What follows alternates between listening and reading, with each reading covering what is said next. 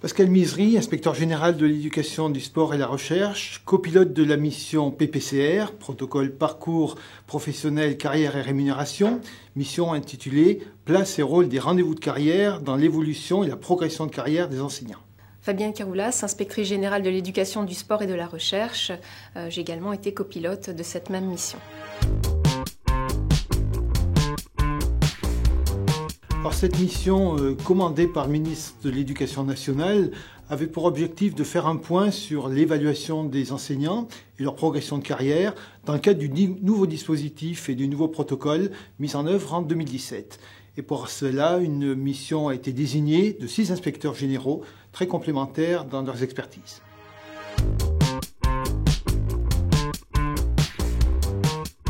Alors tout d'abord, nous avons identifié les personnes directement concernées par la réforme.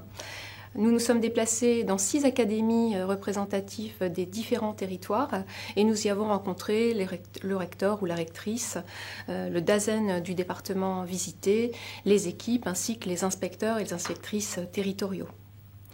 Les écoles et les établissements que nous avons visités ont été sélectionnés pour entendre les professeurs ainsi que leurs évaluateurs situés dans des contextes variés, dans le premier degré, dans le second degré, dans des établissements publics et dans des établissements privés sous contrat. Également au niveau national, nous avons rencontré un très grand nombre d'acteurs. En fait, nous avons cherché à identifier les dispositifs RH ou d'évaluation qui étaient également mis en place dans le système et nous avons rencontré notamment le DGRH, l'IH2EF ou encore le Conseil d'évaluation de l'école. Nous avons également eu des échanges avec la médiatrice de l'éducation nationale qui a eu des retours, des contestations dès la première année de mise en œuvre de la réforme. Et enfin, nous avons rencontré les représentants de l'ensemble des organisations représentatives des personnels.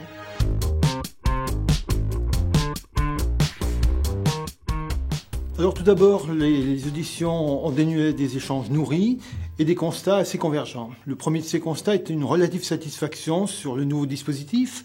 Désormais, l'ensemble des enseignants, premier et second degré, dans l'enseignement public comme dans l'enseignement privé, sont éligibles à 3 rendez-vous de carrière qui sont tous formatés de la même façon, à la même période, au 6e, 8e et 9e échelon de la classe normale, et selon un protocole établi et identique pour tout le monde. Ça, c'est le point très positif. Alors, au-delà des points de satisfaction, la mission a pu noter également des points de friction ou de tension.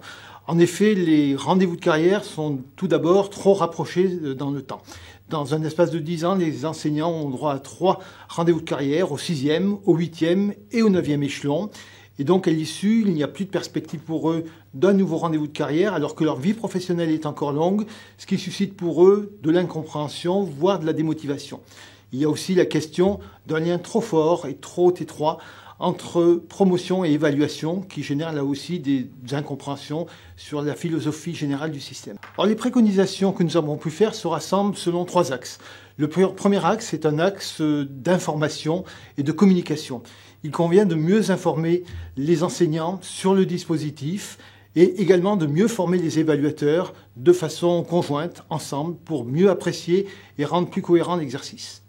La deuxième série de recommandations vise la place même des rendez-vous de carrière. Il s'agit de les étaler un petit peu plus, de les mettre à des moments plus clés de leur carrière et de leur assigner un objectif RH clair. Le dernier axe porte sur l'accompagnement professionnel des enseignants. Il a une place moindre depuis la réforme et il convient de le remettre au cœur du dispositif en l'articulant davantage avec les différents dispositifs RH existants.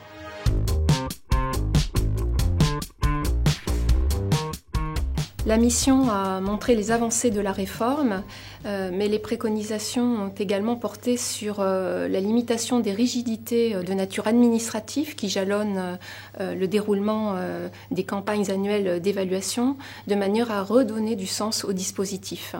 C'est en effet un levier essentiel pour redonner confiance aux enseignants dans leur évaluation et pour mieux accompagner la carrière à un moment où les enjeux d'attractivité et de fidélisation sont absolument majeurs dans notre institution.